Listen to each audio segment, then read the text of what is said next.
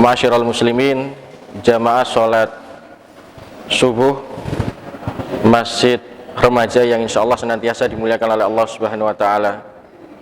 Bersyukur kita di pagi yang mulia ini Allah masih berikan kesempatan kepada kita semua, sehingga kesempatan ini adalah berupa nikmat. Allah berikan kesempatan kita nikmat dengan diizinkan dibangunkan oleh Allah Subhanahu wa Ta'ala dari tidur malam kita. Dan ini nikmat yang paling besar para jamaah sekalian, sampai sahabat yang mulia Ali bin Abi Thalib radhiyallahu anhu ajma'in mengkhawatirkan akan nikmat ini. Dalam salah satu asar beliau, hal yang paling aku takutkan adalah manakala aku tidur di malam hari, tapi di keesokan harinya Allah Subhanahu wa Ta'ala tidak memberikan kesempatan untuk hidup kembali. Maknanya beliau dipanggil oleh Allah Subhanahu wa Ta'ala. Maka ini nikmat yang paling besar yang harus kita syukuri. Dilanjutkan nikmat berupa keimanan dan ketakwaan. Mustahil panjenengan kalau tidak punya iman, tidak punya takwa, bisa hadir di majelis yang mulia ini, kan gitu. Di antara sekian banyak jamaah atau mungkin manusia yang saat ini mungkin masih terlelap dalam tidurnya, tapi panjenengan semua yang dipilih oleh Allah Subhanahu wa Ta'ala. Dan ini sudah disyaratkan oleh Nabi sallallahu alaihi wasallam dalam hadis Bukharinya. Kata beliau, "Mai yuridillahu bihi khairan yufaqihu fiddin." Allah itu gampang, Pak, cirinya. Kalau dia menghendaki suatu kebaikan pada seorang hambanya, dipilihnya seorang hamba itu, Allah ingin sekali pada orang hamba itu bertambah kebaikan, ada berkahnya di situ. Itu gampang sekali. Hatinya itu akan dibuat yufaqihu fiddin, itu ya. Mudah dalam memahami ilmu agama Allah ini. Jadi kalau ada undangan majelis ilmu seperti ini, beliau akan hadir gitu. Itu ciri kalau kita dipilih oleh Allah Subhanahu wa Ta'ala. Dan alhamdulillah, beruntunglah panjenengan ini yang saat ini tetap standby di sini, duduk di majelis ini, dan semoga majelis ini diberkahi oleh Allah Subhanahu wa Ta'ala. Ibu bapak yang dimuliakan oleh Allah Subhanahu wa Ta'ala, tidak lupa juga kita sampaikan salawat dan salam kepada baginda Nabi Muhammad sallallahu alaihi wasallam. Kita tahu, kita sepakati beliau manusia yang paling baik, hampir dikatakan sempurna. Karena dengan diutusnya beliau kita dikeluarkan dari masa jahiliyati juhala, dari masa kejahilan, masa kesyirikan menuju masa ketauhidan, gitu. Dan itu bisa kita rasakan semua ma'asyiral muslimin pada saat ini.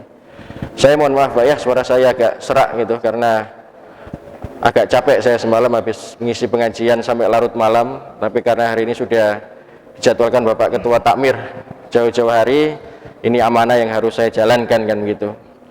Dan mudah-mudahan tidak mengurangi semangat kita semua untuk bermajelis ilmu, menuntut ilmu. Semoga ada keberkahan dan senantiasa diridhai oleh Allah Subhanahu wa Ta'ala. Para jamaah sekalian yang dimuliakan oleh Allah Subhanahu wa Ta'ala, saya diminta untuk menyampaikan tentang muhasabah, atau ingin diminta tentang awalnya tentang istiqomah berjamaah. Tapi kita mengingat kurang dari 14 hari Pak ya, kurang lebih ya, kita akan berjumpa dengan yang namanya Ramadan. Marhaban ya Ramadan. Maka manakala kita akan menghadapi bulan suci Ramadan itu para jamaah sekalian, itu ada hal yang memang harus kita persiapkan. Selain persiapan fisik kita, itu ya, jasad kita ini, maka kita juga perlu persiapan yang namanya mental. Jasmani kita juga harus kita siapkan para jamaah sekalian. Sehingga menarik rasanya kalau ada seseorang yang gembira dengan datangnya bulan suci Ramadan, tapi kemudian dia tidak menyiapkan batinnya, gitu ya, tidak menyiapkan dirinya manakala dia nanti berjumpa dengan bulan suci Ramadan.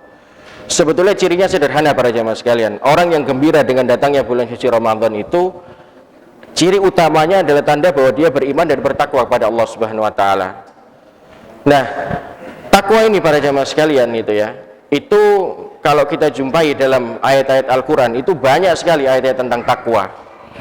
Ada 3 ayat takwa yang sering kita dengar dalam setiap momentum kesempatan bermajelis seperti ini, atau momentum khutbah Jumat. Khotib-khotib selalu menyampaikan 3 wasiat takwa dalam surat Ali Imran ayat 102. Kemudian dalam surat An-Nisa ayat yang paling pertama sekali, ayat pertama. Kemudian takwa yang ketiga adalah dalam surat Al-Ahzab ayat 70 hingga 71. Semua membicarakan tentang takwa para jamaah sekalian. Namun ternyata ada takwa yang lain, yang memang takwa ini diinginkan oleh Allah Subhanahu wa taala. Bahwa takwa ini menjadi tolak ukur seseorang itu benar-benar beriman tidak kepada Allah Subhanahu wa taala. Karena ciri pertama sebagai orang bertakwa itu dia harus lebih baik hari ini, harus lebih baik daripada hari kemarin. Sampai dalam salah satu hadis Nabi kata Nabi sallallahu alaihi wasallam, "Wa man kana yaumu mislu amsihi fahuwa makbun." Jadi barang siapa yang hari-harinya saat ini itu sama dengan hari yang kemarin, maka dia adalah orang yang merugi. Kalau orang itu hari ini lebih buruk dari hari kemarin, maka dia orang yang celaka, kata Nabi sallallahu alaihi wasallam. Nah, masyarul muslimin dan dimuliakan oleh Allah Subhanahu wa taala, ternyata takwa yang diinginkan oleh Allah Subhanahu wa taala untuk muhasabah kita itu ada dalam surat Al-Hasyr. Saya yakin panjenengan mungkin 70-80% hafal semua tentang ayat ini. Mari kita telaah, kita dengarkan, kita tadabburi apa yang diinginkan oleh Allah Subhanahu wa taala dalam takwa yang kali ini. A'udzubillahi minasyaitonirrajim. Ya ayyuhalladzina amanu taqullaha wal tanzur nafsum ma qaddamat lighad. Wattaqullaha innallaha khabirum bima ta'malun. Dipanggillah kita masyarul muslimin oleh Allah Subhanahu wa taala dengan panggilan yang penuh dengan kemuliaan. Jadi panggilan ya ayyuhalladzina amanu, wahai orang beriman, ini secara tidak langsung sebetulnya sindiran dari Allah Subhanahu wa taala. Sederhananya seperti itu masyarul muslimin. Bahwa kalau kita diseru oleh Allah Subhanahu wa taala dengan panggilan takwa seperti ini, disuruh dengan panggilan wahai orang beriman, kita respon enggak dengan panggilan Allah ini? Karena kalau Allah panggil orang-orang beriman, berarti ada perintah yang Allah inginkan di situ. Ada sesuatu yang Allah harapkan dari seorang hambanya. Ya ayyuhalladzina amanu taqullaha wal tanzur nafsum ma qaddamat lighad. Wahai orang-orang beriman, monggo Pak, tanyakan pada diri kita semua, ada enggak iman pada diri kita ini? Apa seruan Allah itu dan takwa apa yang diinginkan oleh Allah Subhanahu wa taala? Wal tanzur nafsum ma qaddamat lighad. Bahwa adalah setiap kita ini masyarul muslimin memperhatikan gitu ya, tentang apa yang telah diperbuatnya di masa lalu atau mungkin yang telah diperbuatnya di kemarin gitu ya, dan juga tentang hari esok. Jadi dua di sini perintah Allah Subhanahu wa taala kita mengingat apa yang sudah kita kerjakan di masa lalu, dan dia juga memikirkan tentang hari besok. Lihat, wattaqullaha innallaha khabirum bima ta'malun. Ingat, sesungguhnya Allah itu maha teliti masyarul muslimin, maha melihat dan maha mengetahui. Di sini masyarul muslimin, makna lihat itu ada dua para ulama membacanya. Ada yang mengatakan besok, hari esok itu ya besok kita hidup di dunia ini, karena kita memang kita masih hidup di dunia kan gitu ya. Atau yang kedua adalah esok, maksudnya besok pada hari akhirat kan begitu. Nah, masyarul muslimin yang dimuliakan oleh Allah Subhanahu wa taala, orang bertakwa itu juga senantiasa harusnya mengevaluasi dirinya. Saya selalu bilang dalam ayat ini ya tentunya, bahwa ada dua karakter, ini karakter Pak, sifat yang harus dipunya dari setiap muslim dan mukmin. Apa itu? Yang pertama adalah al-kaisun wa fatinun. Kalau fatinun atau fatin, kita semua tahu fatin itu artinya cerdas Pak. Panjenengan ini sekarang setelah sholat subuh duduk di majelis seperti ini termasuk semoga ya menjadi bentuk menambah kecerdasan kita. Karena bermajelis ilmu seperti ini kan begitu. Fatin kan gitu ya, orang yang cerdas kan gitu. Tapi kalau al-kayyis itu ada dalam hadis Nabi sallallahu alaihi wasallam. Apa itu? Al-kayyisun mandana nafsahu. Al-kayyis itu adalah orang yang suka menghitung-hitung, Mbak, mengevaluasi dirinya. Nah, ini adalah ciri seorang mukmin juga. Jadi orang muslim itu Pak, orang mukmin apalagi punya iman, bertakwa kepada Allah Subhanahu wa taala itu, maka dia harus punya sifat ini, al-kayis, suka menghitung itu, mengevaluasi dirinya. Untuk apa para jamaah sekalian? Huwa amila lima ba'dal maut. Karena kita tidak pernah tahu Pak ya, umur kita itu sampai kapan. Suka menimbang-nimbang ma'asyiral muslimin. Saudara yang dimuliakan oleh Allah Subhanahu wa taala, kita tidak pernah tahu Pak. Ahad yang akan datang, bisa nggak kita masih duduk seperti ini Pak? Bisa nggak kita masih bisa menikmati suguhan susu seperti ini Pak? Kita juga tidak pernah tahu, sampai nggak 14 hari ini kita berjumpa dengan bulan suci Ramadan. Atau mungkin justru kebalikannya, Allah Subhanahu wa taala akan menambah, memberkahi umur kita. Sehingga masyarakat muslimin sudah cukup seharusnya Pak. Pengalaman-pengalaman yang kita lalui, apalagi panjenengan-panjenengan yang sudah berusia 60, 70, bahkan 80 tahun. Pengalaman-pengalaman ini masyarakat muslimin dijadikan evaluasi untuk diri kita. Ingat Pak, kata Nabi sallallahu alaihi wasallam, "A'maru ummati, a'maru ummati ma baina sitina ila sab'in." Umur umatku itu enggak usah mulu-mulu, kata Nabi sallallahu alaihi wasallam. Ya kalau enggak 60 ya 70 kan begitu. Wa aqalluhum may yajuzu dzalik. Ya kalau ada yang lebih sedikit ya mungkin 80, 90 ya adalah sedikit. Tapi umumnya adalah ila sab'in wasitina ila sab'in. Kalau enggak 60 ya 70. Sudahlah, mentok hanya itu saja masyarakat muslimin. Maka orang yang bertakwa tadi masyarakat muslimin tahu, suka menghitung dirinya. Ditimbang-timbang Mbak, amal soleh saya ini lebih banyak enggak dari keburukan saya, kan begitu. Nah, masyarakat muslimin yang dimuliakan oleh Allah Subhanahu wa taala, pengalaman-pengalaman yang sudah lalu itu Pak cukup menjadi kita untuk evaluasi diri kita. Kalau hari ini Pak kita dipanggil oleh Allah Subhanahu wa taala, sudah siap belum bekal amal soleh yang kita bawa ini? Jadi makanya makna mandana nafsahu itu suka mengevaluasi dirinya. Saudara yang dimuliakan oleh Allah Subhanahu wa taala, kalau kita telah Pak, kita perhatikan dalam hadis Nabi, momentum untuk mengevaluasi diri kita itu ada dalam sebuah hadis. Hadis ini mungkin sebagian dari kita sering mendengar Pak ya, atau mungkin sebagian dari kita juga baru mendengarnya. Hadis ini disahihkan oleh Syekh Albani rahimallahu taala. Apa kata Nabi sallallahu alaihi wasallam? La tazulu qaddama 'abdin yaumal qiyamah. Tidak akan bergeser, kata Nabi sallallahu alaihi wasallam, kaki salah seorang hamba nanti pada hari kiamat. Pada hari kiamat ini Pak ya, tidak akan bergeser. Hatta yus'al, sampai mereka akan ditanya Pak. Apa itu? Yang pertama adalah an umrihi fima afna. Umurnya itu dihabiskan untuk apa? Bapak, Ibu yang dimuliakan oleh Allah Subhanahu wa taala, di satu sisi kita sering mendengar Pak ya, bahwa keberadaan kita itu diciptakan oleh Allah Subhanahu wa taala itu untuk beribadah. Wa ma khalaqtul jinna wal insa illa liya'buduni.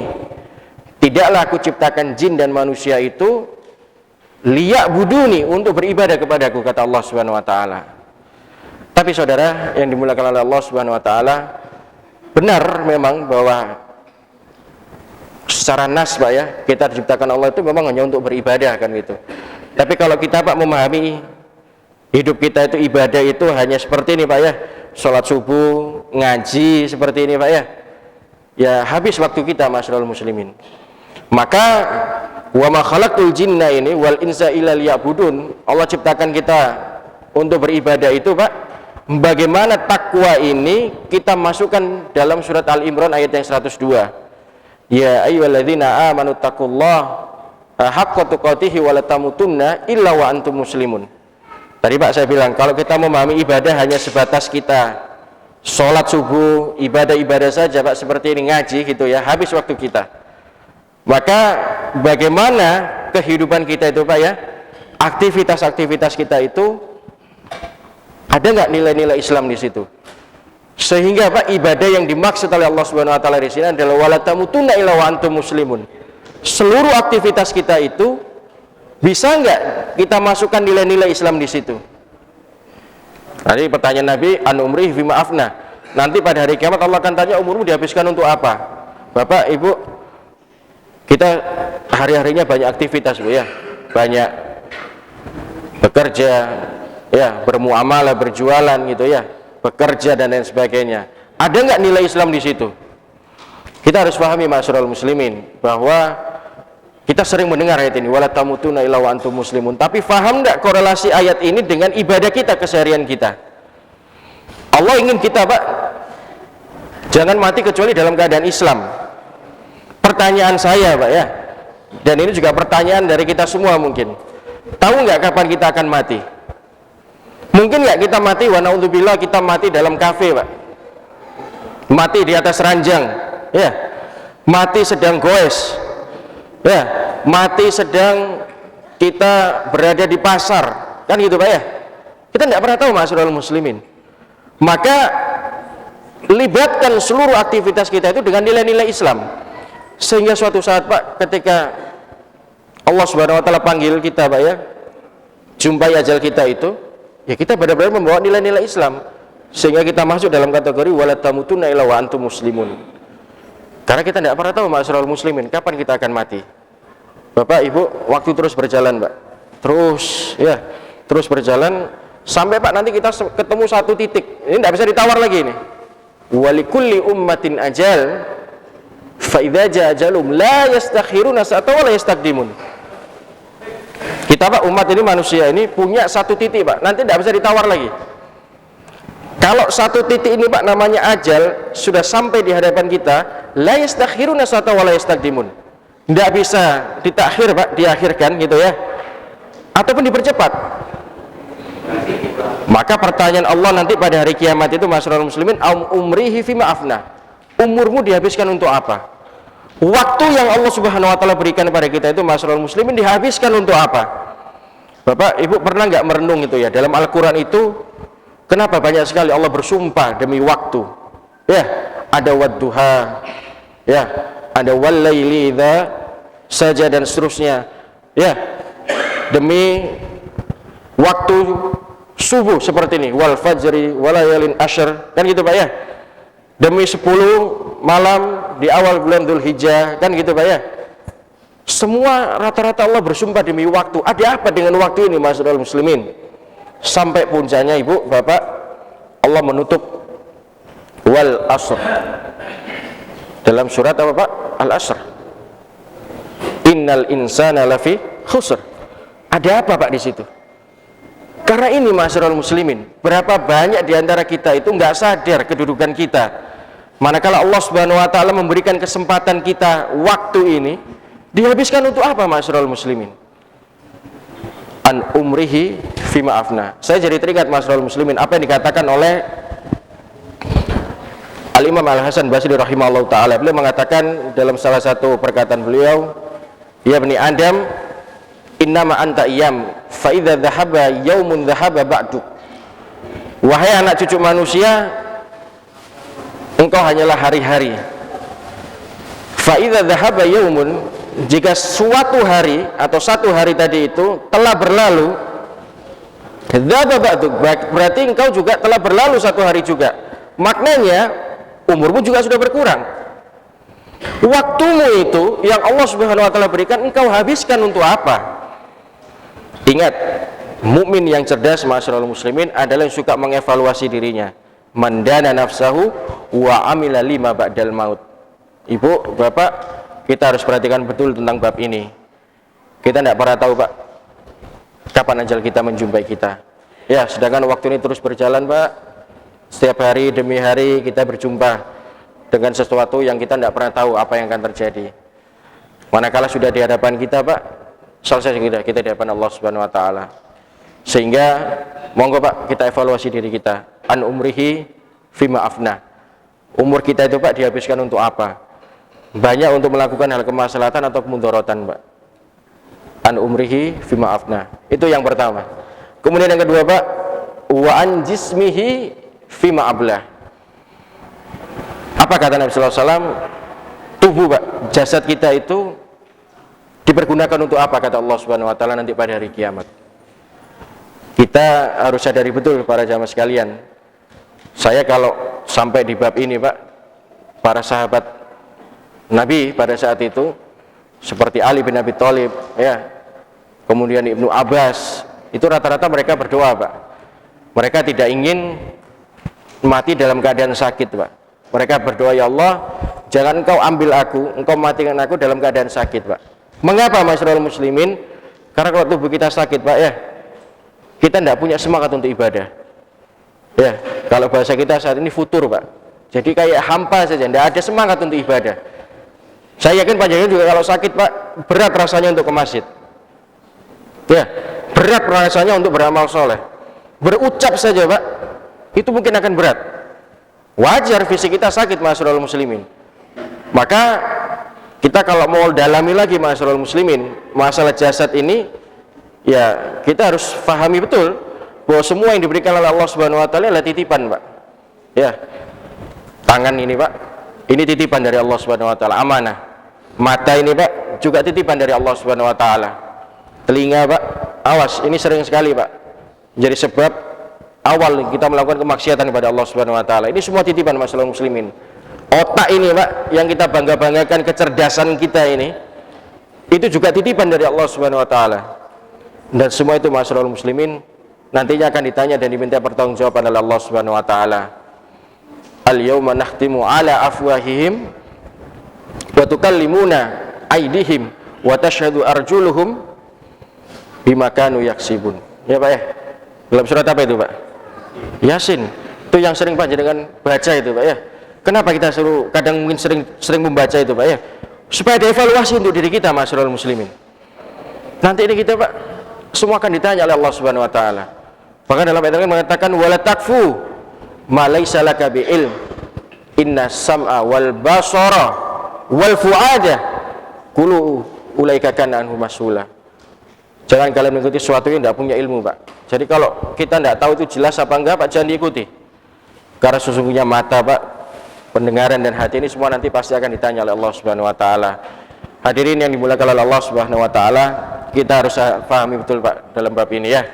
Kita terkadang nggak sadar, Pak, jasad-jasad atau fisik yang kita punya itu bermaksiat kepada Allah Subhanahu wa taala. Suka melanggar batasan-batasan yang diberikan oleh Allah Subhanahu wa taala.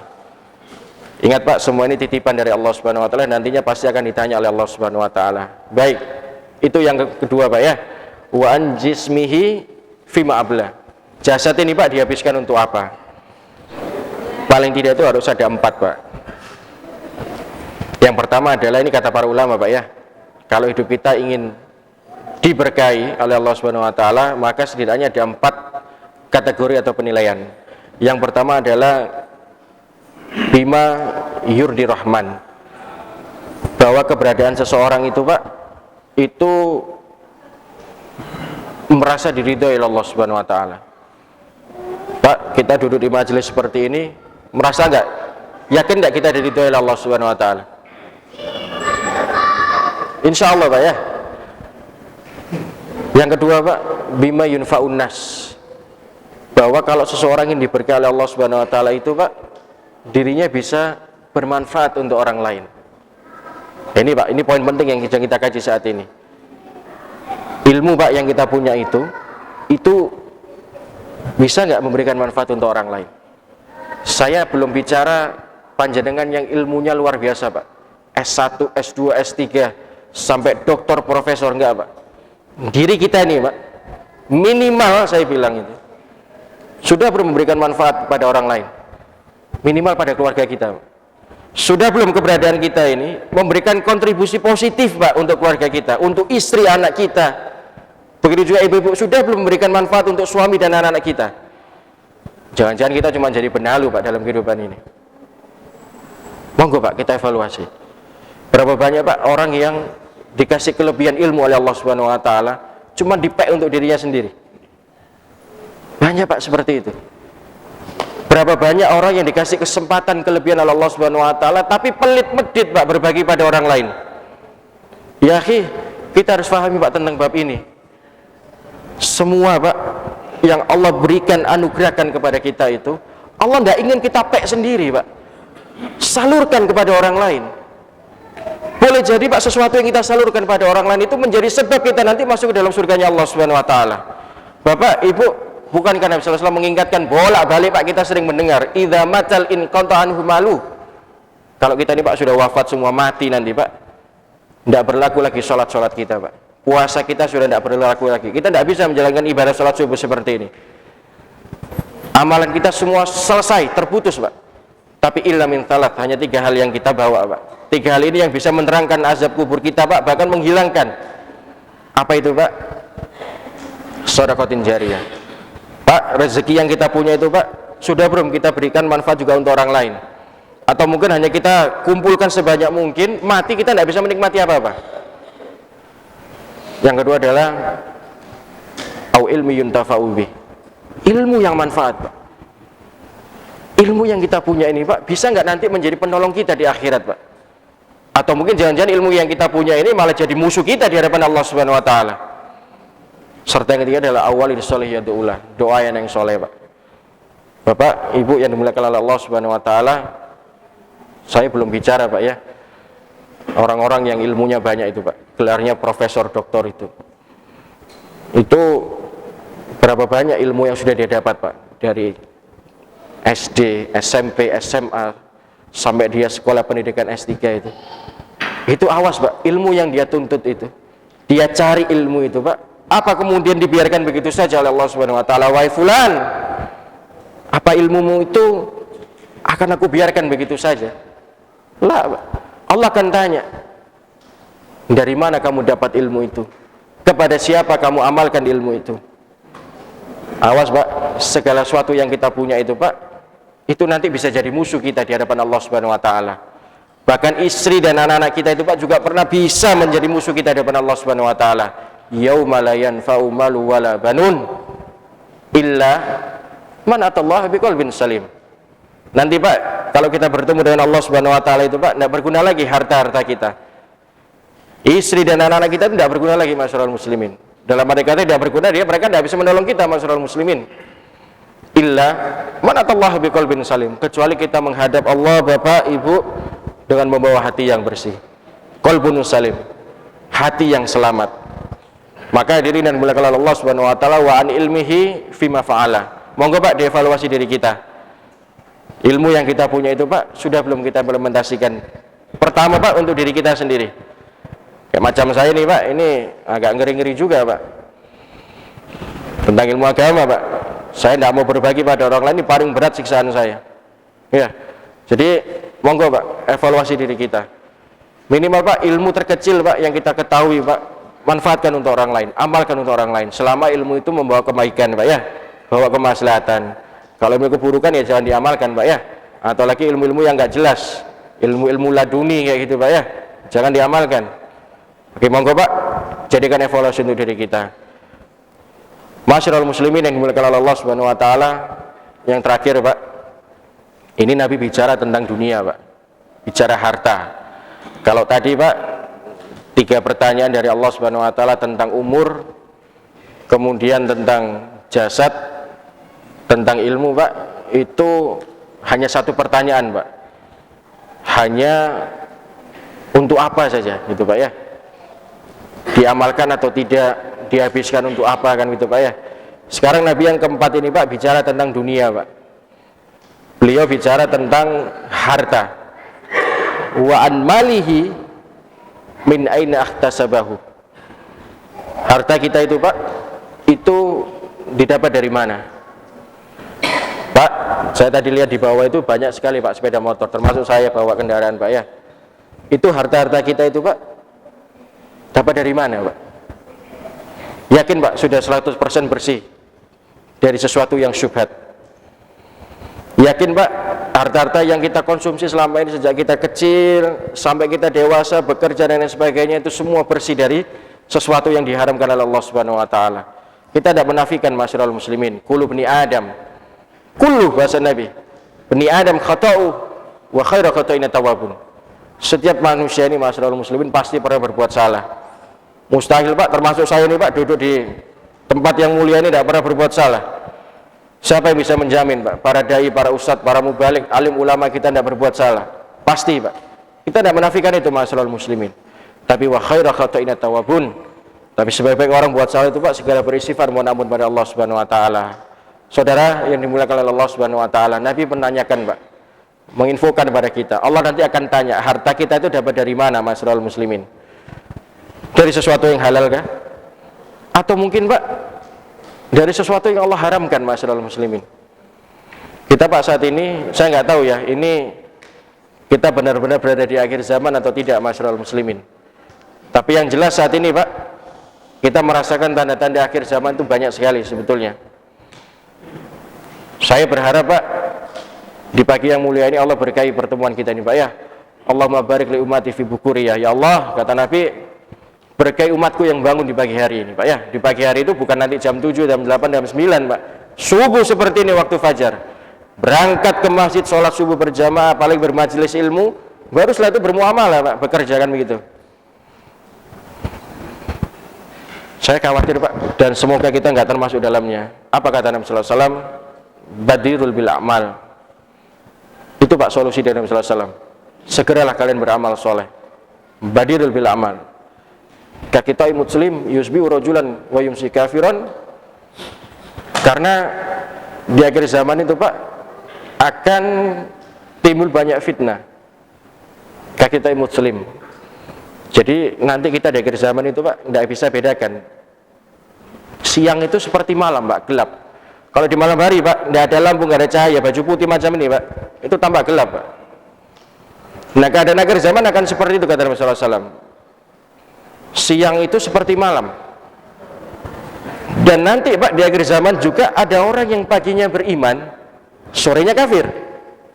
Atau mungkin sorenya beriman, paginya jadi kafir. Dan Nabi menutup kesimpulan dari situ, Pak, la yatina 'alan nas zamanu yubali mar'u bima akhadha mal aminal halali aminal haram.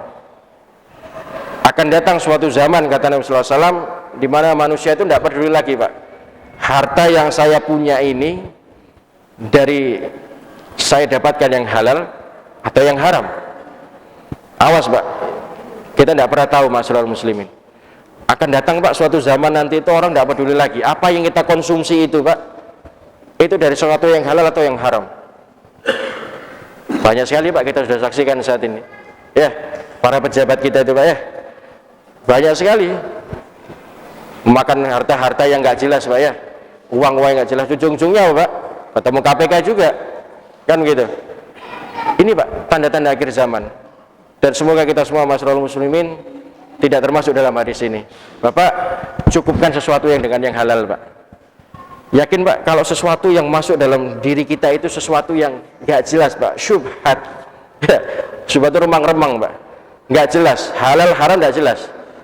Naudzubillah sampai kita konsumsi yang halal ataupun yang haram, Pak, sekalipun,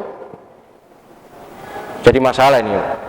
Pernah, Pak, merenung, Pak, kenapa manusia itu, ada orang itu, Pak, bermasalah dengan tetangganya, ada orang, Pak, bermasalah dengan kerabatnya, bermasalah di kantornya, bermasalah dengan, ya, saudara-saudaranya. Itu karena sesuatu ada yang masuk dalam dirinya itu, Pak, sesuatu yang Allah haramkan. Nggak jelas, makanan dimakan tuh halal haram tuh nggak jelas. Atau mungkin, Pak, sampai jelas-jelas haram dia makan. Pak, efeknya banyak sekali. Istrinya dengan nggak nurut, anak jadi nakal, ya. Itu pasti ada sebab, Pak. Mungkin karena sesuatu yang kita konsumsi, nafkah yang kita berikan itu adalah sesuatu yang memang haram, Pak. Awas, haram. Orang banyak menyepelekan tentang hal ini, masyarul muslimin.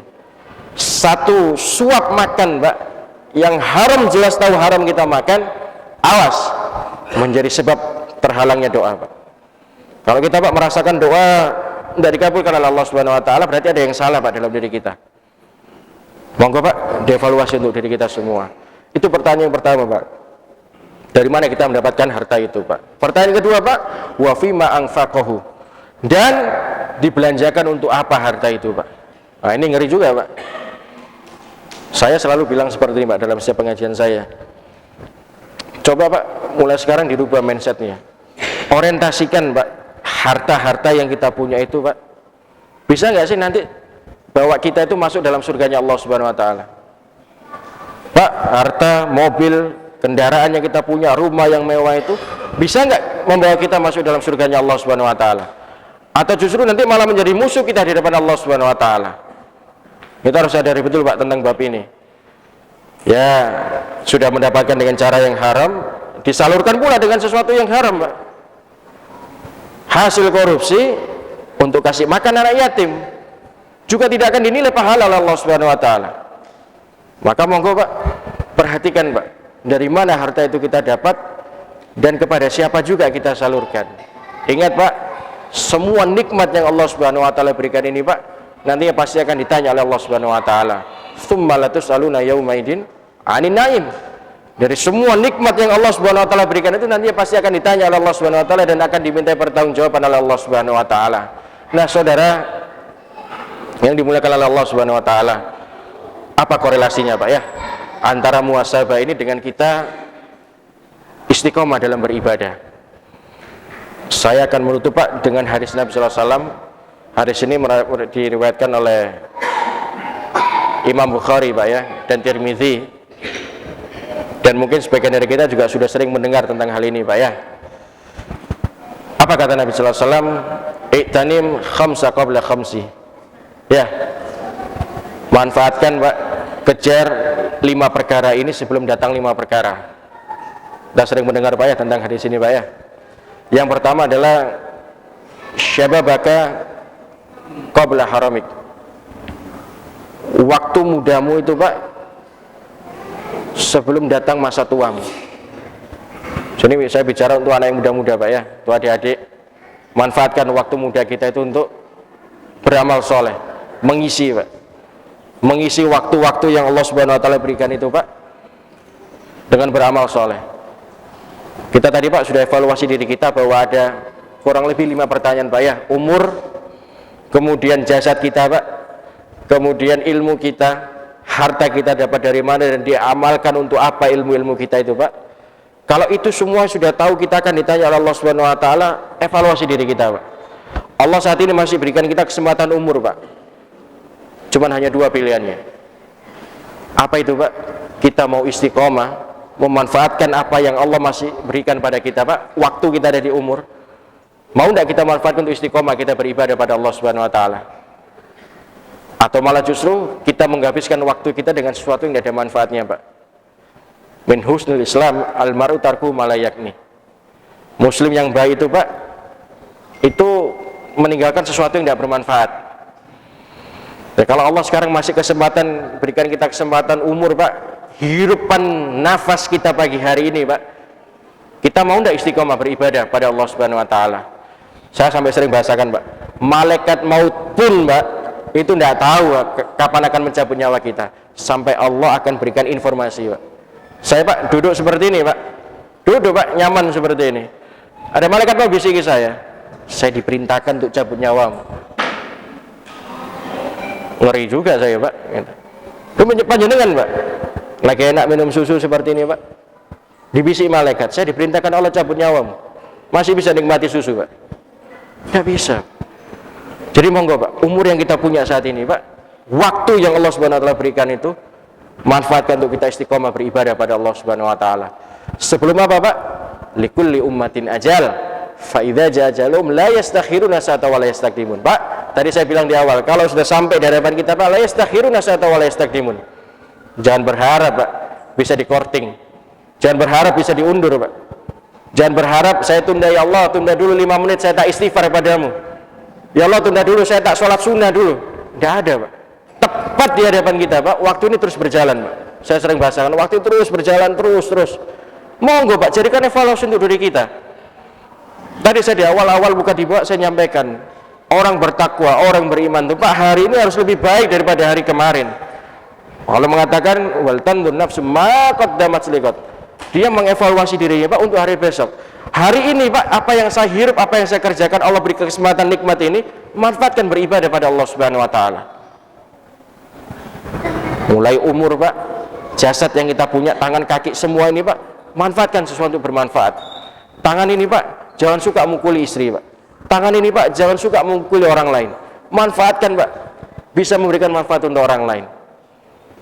Kemudian kedua Pak, kata Nabi sallallahu alaihi wasallam, wasihataka qabla saqamik. Masa sehat kita ini Pak dimanfaatkan sebelum waktunya nanti kita diberikan nikmat sakit oleh Allah Subhanahu wa taala.